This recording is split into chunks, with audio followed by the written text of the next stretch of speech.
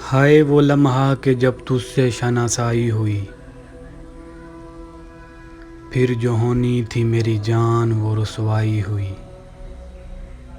अपनी नाकाम मोहब्बत का न यूं चर्चा करो, ज़ख्म बढ़ जाएगा अगर उस पर पज़ेराई की।